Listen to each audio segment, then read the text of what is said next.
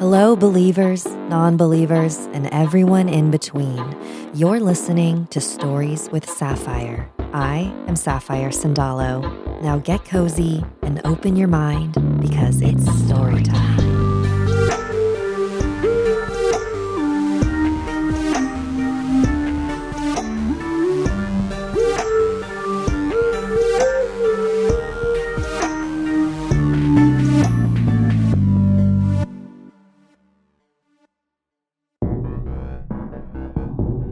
While watching the latest Matrix movie, I began to reflect on how I interpreted the series so differently throughout my life.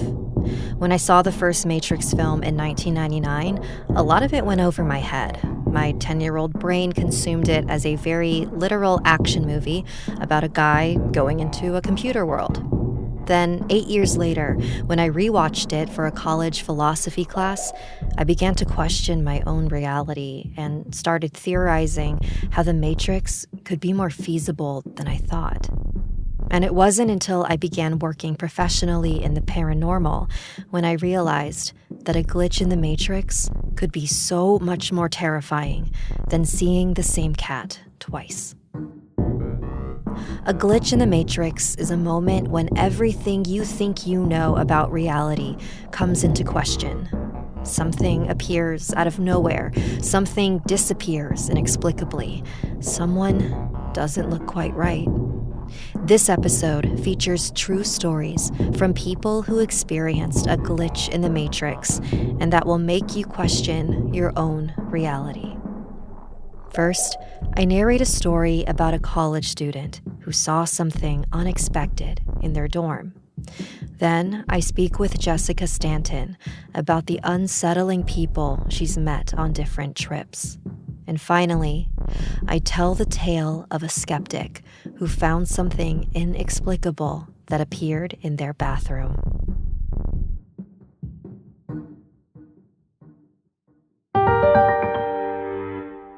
Chapter 1.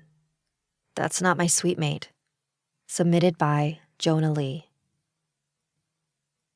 Hi, at the Sapphire. My name is Jonah Lee, and I've been contemplating sending you my story for a while, but before I tell it, thank you for being a pioneer in paving the way for more of our cultural representation in the media.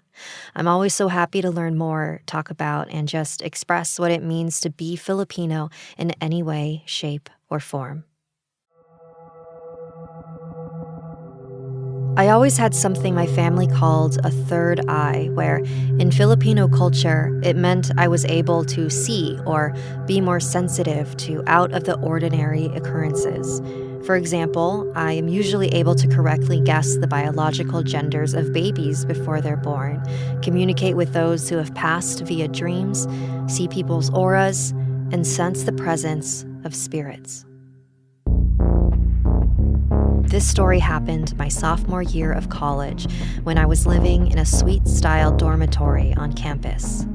Imagine a mini apartment where we had a common living room, 3 rooms with 2 people each, and a shared bathroom. I lived with 5 other women of color, so we all had the same long dark hair, and since we were all different majors, there were times when I would be the only one in our suite.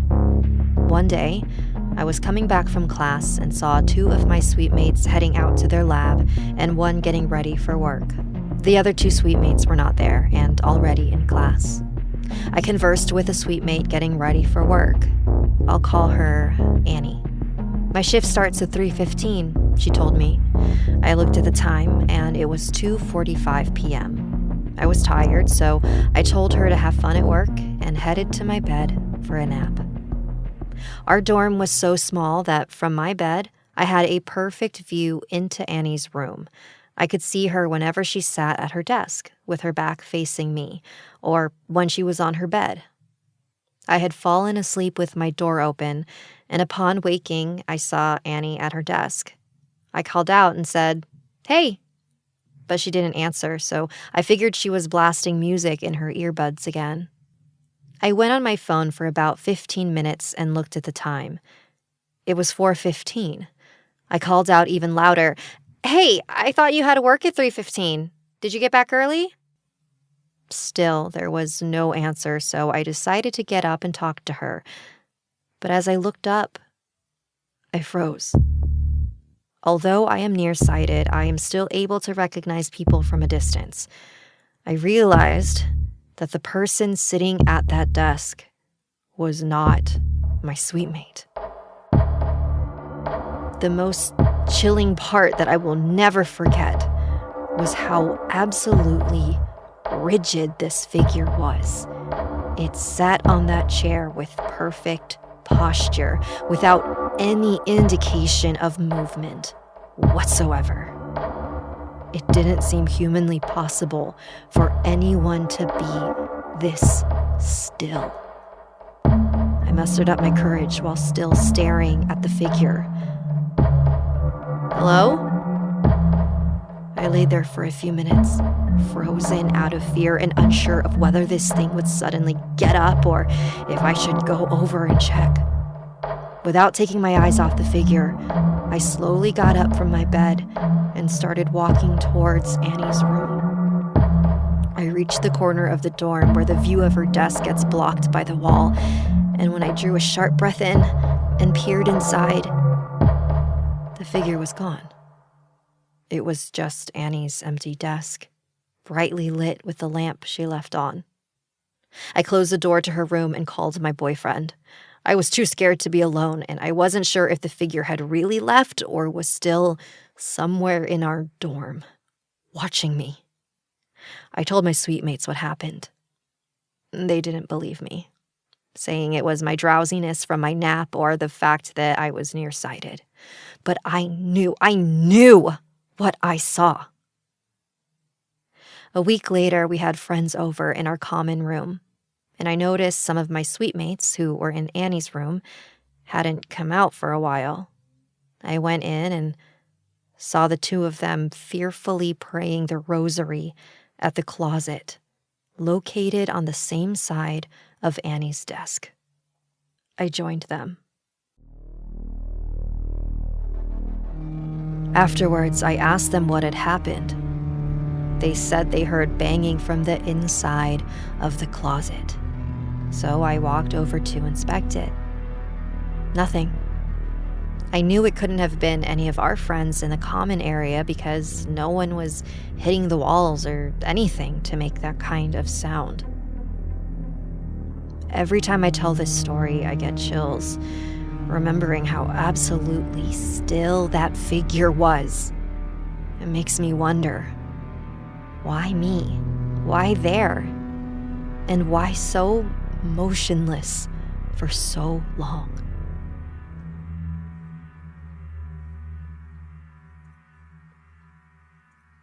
College is a very stressful time. It's most likely the first time you're living without your parents. You're trying to have a social life while also keeping your grades up. That can create so much chaotic energy in a dorm room.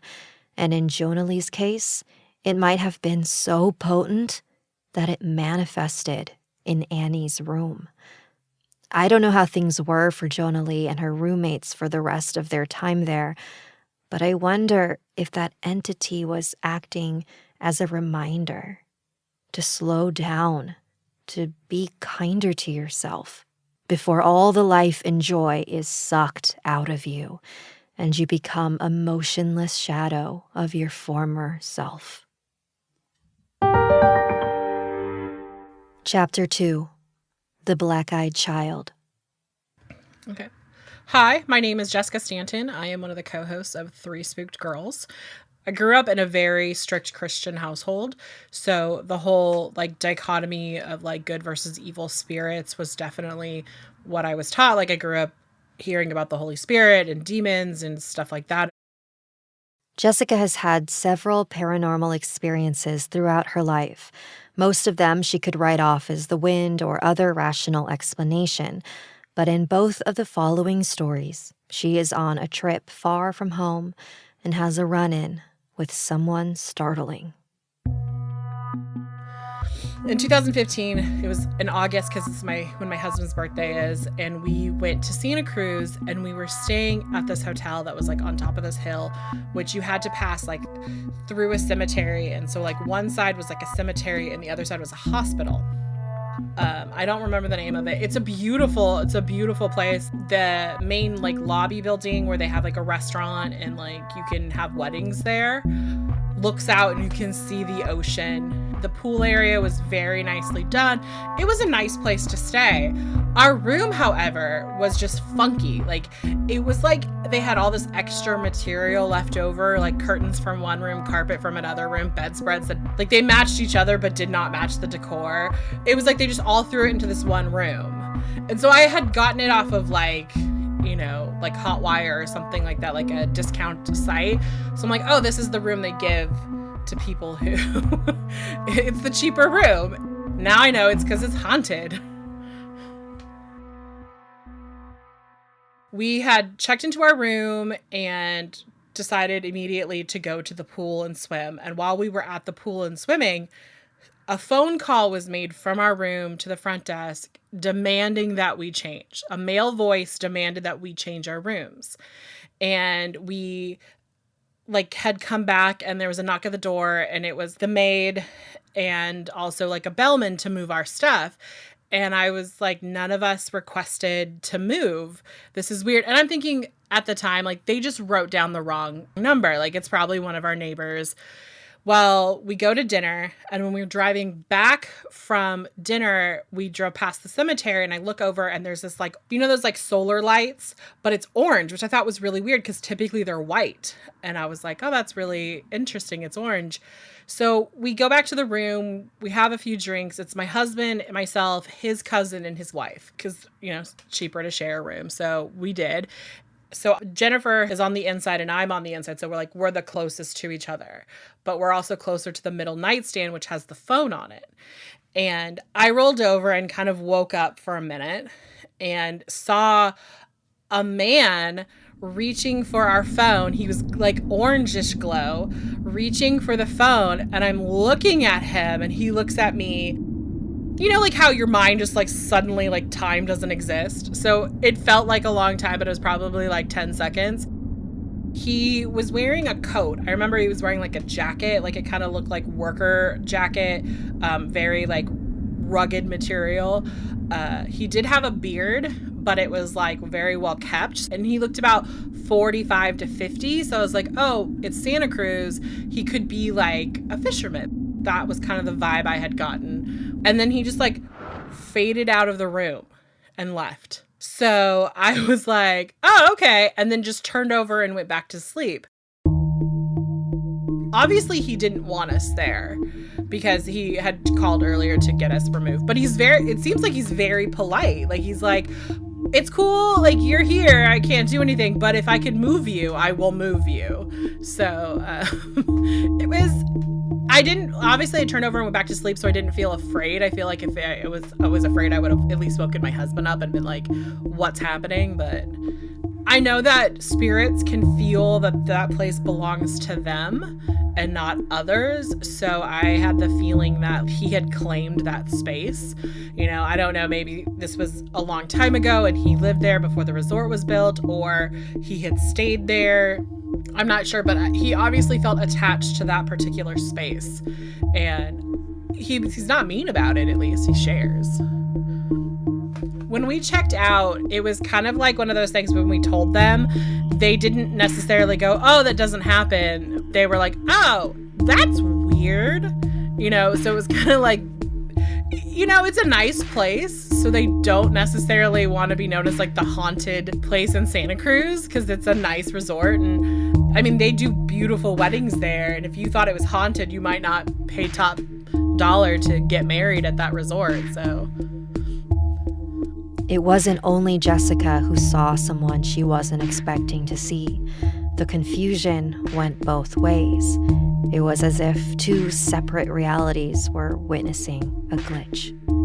Luckily for Jessica and the others, the man didn't seem to want to cause any harm. The experience was not as traumatic as it could have been.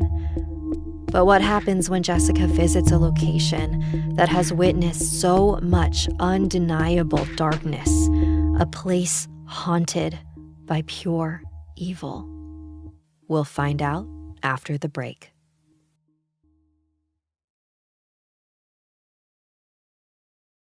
And now, the story continues. My high school did an exchange program with a school in Austria. It was a musical school. Mine wasn't. It was just a regular high school in like this little redneck town in Northern California. And I never really got why people from Austria would want to come to where I lived, but I was so willing to go where they lived because it was beautiful. So we went, and one of the things that was on our itinerary is we went to a concentration camp, which is a very heavy thing, and it was like a really bad day for me too.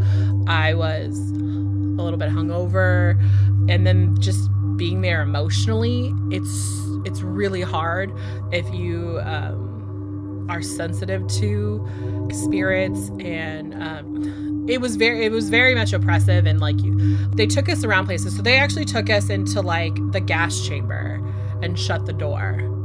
And then we went into like a barrack where they had all the bunk beds, which just, I have a feeling it looked and felt a lot different during its actual operation, because now it's clean and sterilized and they clean up after all the tours each day. So it seemed kind of bright and sunny, but I was standing against a wall, and the way that I felt was so oppressive, if that makes any sense, that I actually had to like sit on the floor.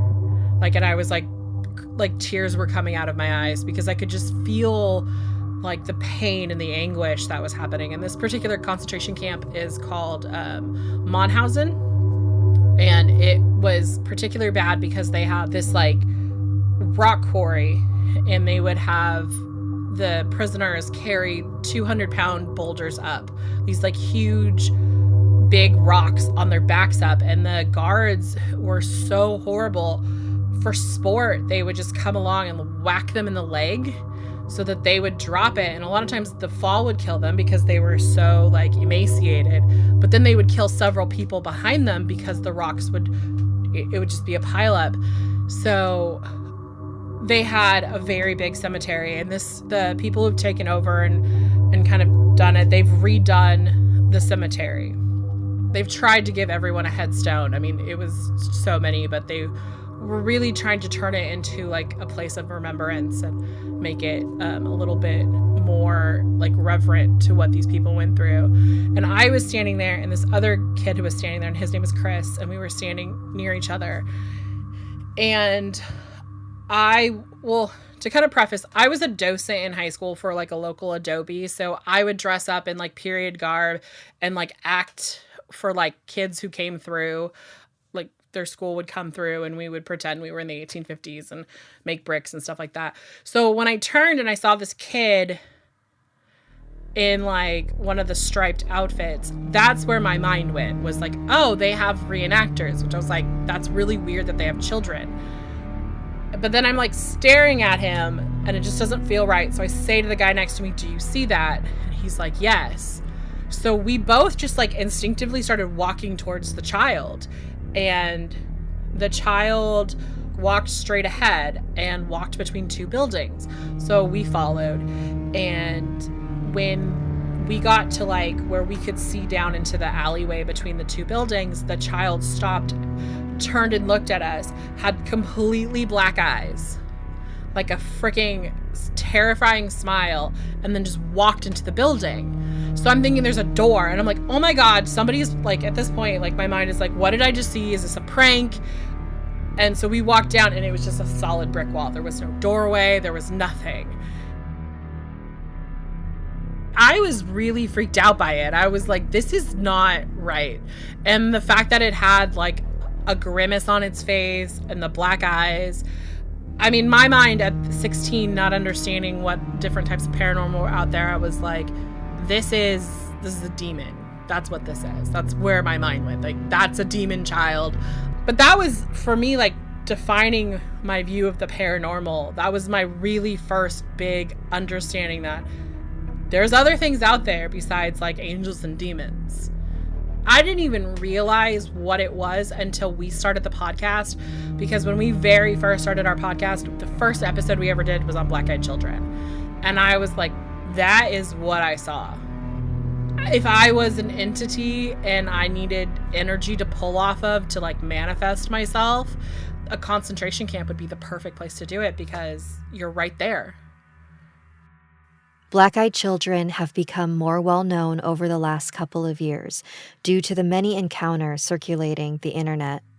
As the story goes, 2 children will knock on the door of your home or vehicle and ask for your permission to enter.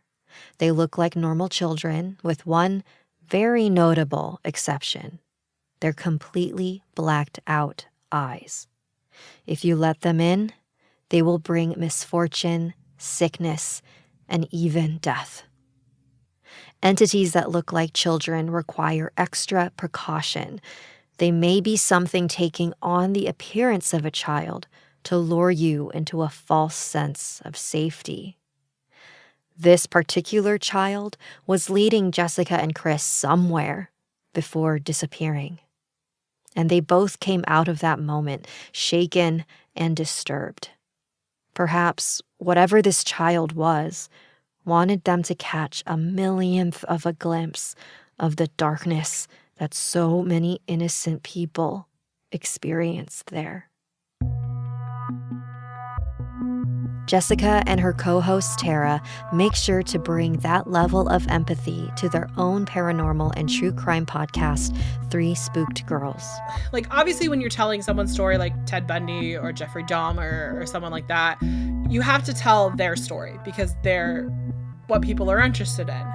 But, you know, when we did Ted Bundy, we made time to make sure we read every single victim's name. We talk about it, and we try to talk about as many victims as we can get backstories on.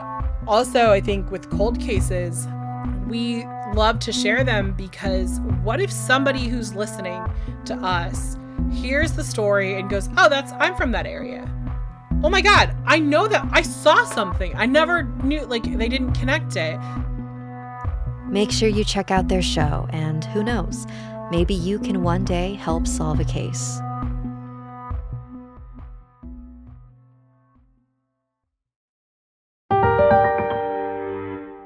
Chapter 3. I Wouldn't Have Believed Me. Submitted by Jordan. Sapphire. My partner and I are new fans. Having followed Elliot and Ricky for a while now, we were thrilled to discover you. Side note for my listeners, Elliot is my husband who has a channel called Internet Today. I do not tell many people about my experiences, and I definitely do not submit them for entertainment, but your videos made me feel differently about it all, so here I am. I had a few comforting experiences after my grandfather died, and they were as strange as they were lovely. He's turned lights on and off when asked. I've smelled his cologne in an empty house where no one else wears that scent, and he once hit my bed with his cane during a particularly dark period in my mental and physical health. It was a loving kick in the butt. It is the experience I have absolutely no explanation for that I'm writing to you now. I've been a photographer for 27 years, and I am fascinated by entropy in all its forms. Abandoned buildings are by far the most prolific and accessible display of the entropy of our creations. So I was thrilled when I discovered a small grouping of abandoned buildings not far from my parents' southern New Jersey home. I decided to investigate it one day, and after not finding any no trespassing signs, I began to poke about. Many of the doors to the buildings, most not much larger than a sizable storage shed, were ajar. I snapped a few shots and wandered to the largest building, which turned out to be a tidy and understated church. After about 30 minutes, I wrapped up and went home. I had gotten a bit muddy and took a shower to clean up. I closed the door to the bathroom as I walked into the bedroom to get dressed, and as soon as it latched, there was a bang against the door. It shook and I jumped, letting out a very startled yelp. As much as I did not want to, expecting to see the large mirror destroyed or the like. I slowly opened the door to find nothing out of place. As I closed the door from inside the bathroom to check the towel racks behind it, I discovered 3 large black marks running down the back of the door for nearly 2 feet. While I was raised lackadaisically Jewish, we were mostly a family of secular agnostics.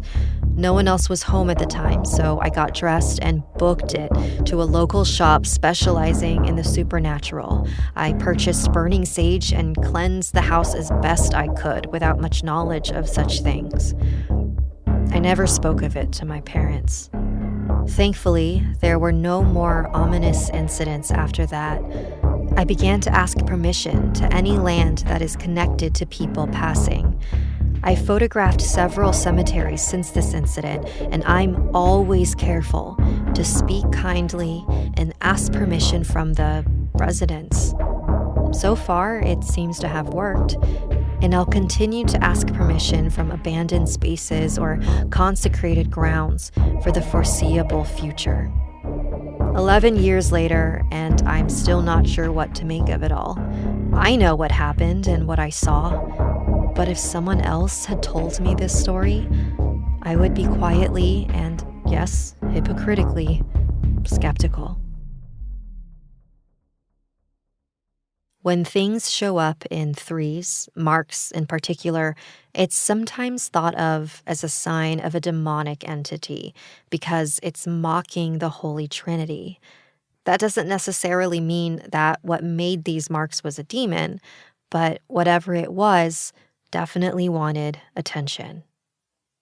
I think it's really magical that despite not having a deep religious upbringing, Jordan was able to intuitively figure out a plan of action to make sure they ask permission before entering a space that is not theirs. Hopefully, that's enough to prevent that incident from ever happening again.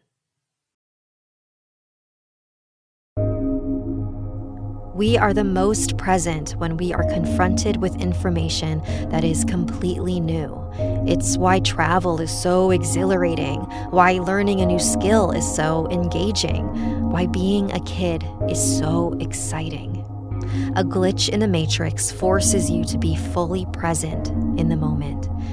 I think that's why so many people are drawn to the paranormal and hunt for ghosts. It's our own form of mindfulness. We are craving to be fully present. So whether you're stressing out in college, being confronted with a dark piece of the past, or entering unknown territory, pay close attention to the moments that scare you. They are trying to teach you something.